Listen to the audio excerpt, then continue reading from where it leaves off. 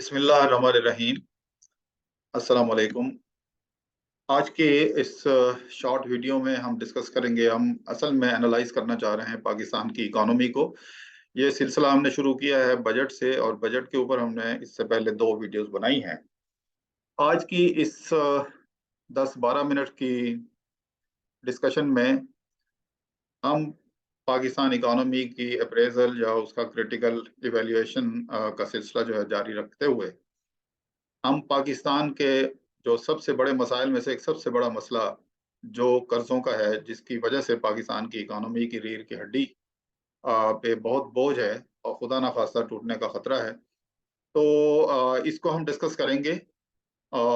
हमारा जो एजेंडा है वो ये कि हम ये देखेंगे कि गवर्नमेंट ऑफ पाकिस्तान ने 2022-23 का जो इकोनॉमिक सर्वे, जो पिछले साल जो इकोनॉमिक सर्वे आया था, यानी 2022-23 के लिए जो कमिटमेंट की थी, वो क्या थी, उसको डिस्कस करेंगे। इसके अलावा किसी भी मुल्क जब कोई भी मुल्क डिफ़ॉल्ट करने लगता है तो वो मेजर इंडिकेटर्स क्या होते हैं, मुख्तसर हम डिस्कस करते हुए आगे चलेंगे कि पाकिस्तान के लिए जो मेन चैलेंजेस हैं उसमें डेट और लायबिलिटी का सबसे बड़ा चैलेंज जो समझा जा रहा है, जो हमारे माहिर मुआशियात हैं वो इसको बहुत ही अहम कंसीडर करते हैं, उसको डिस्कस करेंगे। इसके अलावा मुख्तसर सा हम जायज़ा लेंगे कि पाकिस्तान का जो डेट प्रोफाइल है, उसमें सबसे बड़ा मसला, यानी कर्ज़ों की कैटेगरी में सबसे बड़ा जो कर्ज़ा है वो कौन-सा है, उसके मसाइल क्या हैं और उसका पाकिस्तान की इकोनॉमी पे क्या असरात हैं, मौजूदा असरात और आने वाले दौर में क्या असरात हैं, ये डिस्कस करेंगे। इसके अलावा हम देखेंगे कि 1971 से लेकर अब तक, यानी 2023 तक, जो कर्ज़ों की शरह में इज़ाफ़ा हुआ है, जो कर्ज़ों में इज़ाफ़ा हुआ है, उसकी तरतीब क्या है, किस दौर में कितना कर्ज़े में इज़ाफ़ा हुआ है और उसके क्या कॉन्सिक्वेंसेज़ हैं। बाकी हम पॉलिटिकल इसके फ्रेमवर्क में नहीं जाएँगे। वो हमारे जो व्यूअर्स हैं, वो खुद अंदाज़ा कर सकते हैं कौन से पीरियड में किसकी हुकूमत थी, और उनकी पॉलिसी का जायज़ा वो खुद ले सकते हैं कि किस हुकूमत ने कितना कंट्रीब्यूट किया है इस डेट को इंक्रीज़ करने में। फिर हम ये भी जायज़ा लेंगे कि इस वक़्त जो पाकिस्तान का जो बैरूनी कर्ज़ा है, वो मुख्तलिफ़ सोर्सेज़ से वो कितना है, किसका कितना हमने देना है, और फिर आखिर में हम ये एनालाइज़ करेंगे कि डेट में तो चलो इज़ाफ़ा हो गया, तो क्या पाकिस्तान के पाकिस्तानियों की तकदीर के जो फैसले होते रहे हैं, क्या उनकी खुशहाली में भी कोई इज़ाफ़ा हुआ है या नहीं हुआ? अगर हुआ है तो किस शरह से हुआ है और कर्ज़े किस शरह से बढ़े हैं? ये हमारा एजेंडा है। आइए शुरू में चलते हैं कि पिछले साल जो इकोनॉमिक सर्वे जब इश्यू किया गया तो उसमें गवर्नमेंट ने क्या कमिटमेंट की थी। ये इकोनॉमिक सर्वे 2021-22 का रेफरेंस है, ये उसी में से 2-4 पॉइंट्स मैंने लिस्ट किए हैं। पहली कमिटमेंट ये थी, रिड्यूसिंग द डेट बर्डन, कि पाकिस्तान की इकोनॉमी का जो डेट बर्डन है, जो कर्जे हैं, उसका बोझ कम किया जाएगा। दूसरा ये कि प्राइमरी सरप्लस, यानी इंटरेस्ट रेट पे करने के बाद जो पैसे बचेंगे, वो हमारे एक्सपेंडिचर से ज़्यादा होंगे। इसके अलावा एक और कमिटमेंट थी कि हम इन्फ्लेशन को कंट्रोल करेंगे, या कम से कम उसको उसी शरह पे कायम रखेंगे, स्टेबल इन्फ्लेशन को हम इंश्योर करेंगे।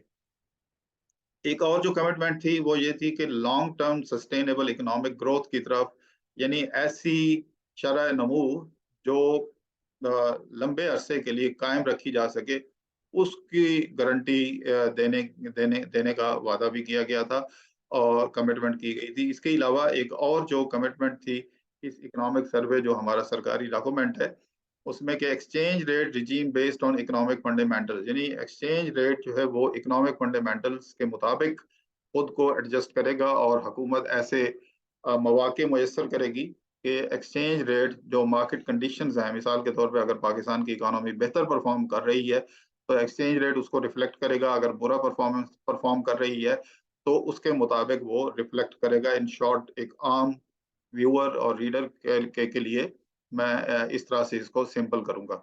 इसके अलावा गवर्नमेंट ने ये किया कहा कि रेवेन्यू मोबिलाइजेशन और एक्सपेंडिचर्स को रैशनलाइज किया जाएगा, यानी ज़्यादा से ज़्यादा रेवेन्यू इकट्ठे किए जाएंगे और उनको बेहतर तरीके से इस्तेमाल किया जाएगा, और एक्सपेंडिचर जो अननेसेसरी हैं उनको कट किया जाएगा, और जहाँ भी इनकी ज़रूरत है वहाँ पे इसको बढ़ाया जाएगा। इसका मतलब है एक्सपेंडिचर रैशनलाइजेशन। अब ये कमिटमेंट थी। अब आते हैं कि मेन फैक्टर्स। हमने आ, कोई 60-70 ममालिक की हिस्ट्री को का जायजा लेते हुए कि कब वो अपनी कमिटमेंट से डिफॉल्ट करते रहे हैं और उनमें मेजर मेजर रीजंस क्या होती थी। उनमें ये तीन जो है बुनियादी हैं। वैसे तो बहुत लंबी चौड़ी लिस्ट है, लेकिन तीन जो बुनियादी हैं, यानी ऐसी इकोनॉमी में डेट बर्डन जो थे वो बहुत ज्यादा बढ़ गया। सोवरेन बॉन्ड स्प्रेड बहुत ज्यादा। इसका मतलब ये है कि सोवरेन बॉन्ड स्प्रेड का कि जो हमारे इंटरनेशनल मार्केट में बॉन्ड्स हैं उसके ऊपर जो रेट है और एक स्टेबल इकोनॉमी के बॉन्ड का जो रेट है उसके दरमियान फर्क कितना है, इसको सोवरेन बॉन्ड स्प्रेड के तौर पर मैं इसको डिफाइन इस तरह कर रहा हूँ। मिसाल के तौर पे अगर हम investing.com पे जाके पाकिस्तान का जो 10 साल का जो बॉन्ड है उसके ऊपर जो यील्ड है उसका रेट क्या है इस वक्त, मिसाल के तौर पर अगर वो 21% है, और अगर आप अमेरिका के सरकारी बॉन्ड को देखते हैं, अगर उसका रेट अमेरिका, बरतानिया या किसी और स्टेबल इकोनॉमी जिसको हम कहते हैं एडवांस कंट्री की, तो उसका रेट अगर 3% 4% है, तो ये जो 21 और 3-4% का जो डिफरेंस है इसको सॉवरेन बॉन्ड स्प्रेड कहा जाता है।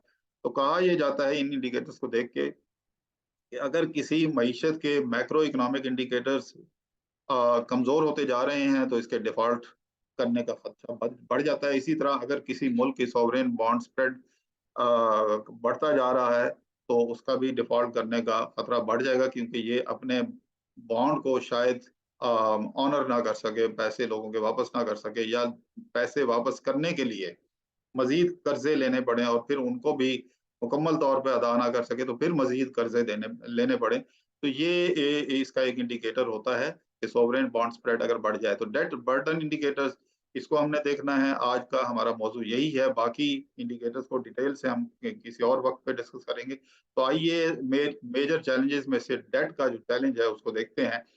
इस वक्त पिछले साल के मुकाबले में, पिछले साल यानी 2022 मार्च तक का जो पाकिस्तान का टोटल कर्जा था वो 53 ट्रिलियन पाकिस्तानी रुपीस था, जो बढ़कर इस वक्त 72.97 ट्रिलियन यानी तकरीबन कोई 73 ट्रिलियन रुपीस के करीब हो चुका है। इसके अलावा अगर इसको जीडीपी के प्रोपोर्शन से देखें तो ये 90% ऑफ हमारी इनकम है, यानी जो हम कमा रहे हैं उसका 10% सिर्फ हम खर्च कर सकते हैं और बाकी 90% हमारा वो तकरीबन वो कर्जे के बराबर बन रहा है। यानी अगर हम इस साल अदा करना चाहें तो हमें जितना हम कमा रहे हैं, जीडीपी जो हमारी इंक्रीज है, इनकम है, जो सारे मुल्क की इनकम है, उसका 90% हम अदा कर दें तो हमारे पास जो बच जाएगा वो सिर्फ 10 यूनिट बचेगा खर्चा करने के लिए, जो इंतहाई मुश्किल है जिसमें गुजारा करना। एक्सटर्नल डेट लाइबिलिटी जो एक्सटर्नल ये टोटल है, ऊपर जो बी पार्ट में है, सी में एक्सटर्नल तकरीबन ये 36 ट्रिलियन पाकिस्तानी रुपीस के करीब है। ये सारी फिगर्स जो हैं ये स्टेट बैंक ऑफ पाकिस्तान की डेट समरी टेबल से निकाली गई हैं। पाकिस्तान का इस वक्त टोटल एक्सटर्नल डेट जो बन रहा है इन इन यूएस डॉलर वो तकरीबन 88.8 बिलियन यूएस डॉलर है। आगे चल के हम इसकी मजीद डिटेल भी आगे डिस्कस करेंगे कि वो ये जो 88.8 बिलियन डॉलर है, इसमें अगर आईएमएफ का निकाल के साइड पर रखते हैं तो बाकी किन मुल्कों से कितना हमने लिया हुआ है।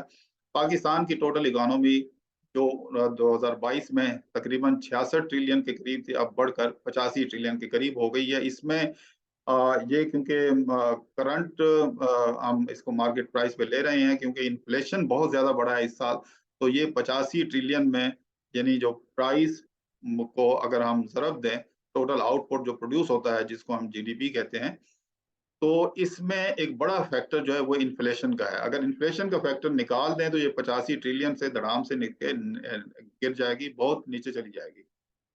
तो बहरहाल पिछले साल क्योंकि इन्फ्लेशन रिलेटिवली कम थी, इस साल इन्फ्लेशन बहुत ज्यादा रही है, इसलिए 85 ट्रिलियन रुपीस में इन्फ्लेशन का एक बहुत बड़ा कंट्रीब्यूशन है। पाकिस्तान की जो फीकस आमदनी है, अनफॉर्चुनेटली पिछले कई सालों से बढ़ने की बजाय कम हो रही है। मिसाल के तौर पे पिछले साल 1568 डॉलर थी और 1568 डॉलर अब रह गई है जो पिछले साल के मुकाबले में, जबकि पिछले साल ये 1765 थी। इसका हमने आगे चल के एनालिसिस भी आगे। पिछली गवर्नमेंट जो 2022 में जो हुकूमत चेंज हुई उस वक़्त तक उस हुकूमत ने जितना कर्ज़ों में इज़ाफ़ा किया है, वो तकरीबन कोई 30 ट्रिलियन पाकिस्तानी रुपीज़ के करीब बनता है डेट एंड लायबिलिटी के फ्रेमवर्क में। अमेरिका का एक इदारा है यूएस इंस्टीट्यूट ऑफ पीस, उसके मुताबिक पाकिस्तान ने 3 सालों में यानी 2023 और 26 में जो पाकिस्तान को पैसों की ज़रूरत है, बैरूनी कर्ज़ा अदा करने के लिए, वो तकरीबन कोई 77.5 बिलियन यूएस डॉलर है और फौरी तौर पे जो पैसे पाकिस्तान को चाहिए, वो 15 बिलियन डॉलर के करीब हैं।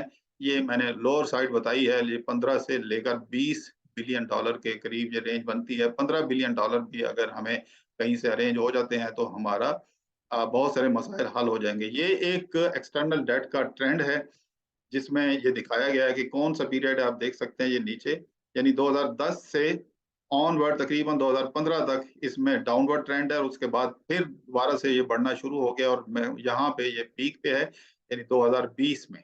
उसके बाद फिर स्लाइटली कम हुआ 2021 में, 22 फिर 21-22 में मज़ीद बढ़ना शुरू हो गया, तो 2023 में फिर एक दफ़ा पीक पे है और ये एक्सपेक्ट किया जाता है जा रहा है आईएमएफ की रिसर्च टीम के मुताबिक, ये सोर्स यहाँ पे है। आईएमएफ की रिसर्च टीम जो इकोनॉमिस्ट की टीम है, उनके एनालिसिस के मुताबिक 2024 में पाकिस्तान का एक्सटर्नल डेट कम होने के चांसेस हैं। अब ये कैसे हैं? ज़ाहिर है कि उनके जो मैक्रो इकोनॉमिक इंडिकेटर्स जो पाकिस्तान के उन्होंने एस्टिमेट किए, उसके ऊपर बेस करते हैं।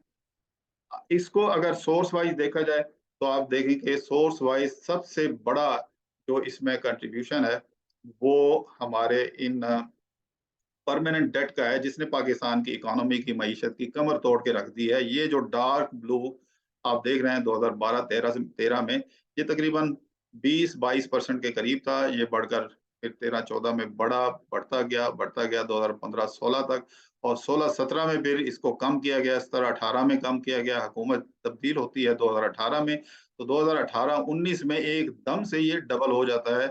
परमानेंट जिसको हम कह रहे हैं परमानेंट डेट। परमानेंट डेट मैं अभी बताता हूँ परमानेंट, फ्लोटिंग और परमानेंट डेट आम तौर पे लॉन्ग टर्म डेट को कहते हैं, जो हम आम तौर पे 10 साल, 5 साल से ऊपर 15 साल, 25 साल के लिए जो हम कर्ज़े लेते हैं और जिनकी हम रेगुलर फिर पेमेंट भी करनी होती है। 19-20 में त थोड़ा-सा मज़ीद बढ़ गया और फिर 21-22 में ये फिर और बढ़ गया। अब मज़ीद बढ़ के ये 2022-23 में, तो ये वो चीज़ है परमानेंट डेट कि जो हमारे ऊपर एक मुस्तकिल तलवार जो है वो लटकी हुई है। इसके अलावा बाकी जो कर्ज़े हैं जैसे फ्लोटिंग डेट है, फ्लोटिंग डेट जैसे ये जो मार्केट बेस्ड रेट के साथ लिंक हम करते हैं कि जिनका रेट ऑफ इंटरेस्ट जो है वो हम एडजस्ट करते हैं। जैसे पाकिस्तान में कराची इंटरबैंक ऑफर रेट है, उसके साथ ये फ्लक्चुएट करेगा या इंटरनेशनल लेवल का है तो लंदन लाइबोर जिसको हम कहते हैं लंदन इंटरबैंक ऑफर रेट के मुताबिक ये एडजस्ट करेगा। बाकी जो है अनफंडेड डेट हम किसे कहते हैं? शॉर्ट टर्म डेट जो 1 साल से कम मुद्दत के लिए लिए जाते हैं टी बिल फ्लोट करके या किसी और उनको फिर हम यानी एक बिज़नेस साइकिल की कंप्लीशन से भी कम पीरियड के लिए ये लिए जाते हैं और फिर इनको क्वार्टरली एडजस्ट कर दिया जाता है या क्वार्टरली एडजस्ट कर दिया जाता है।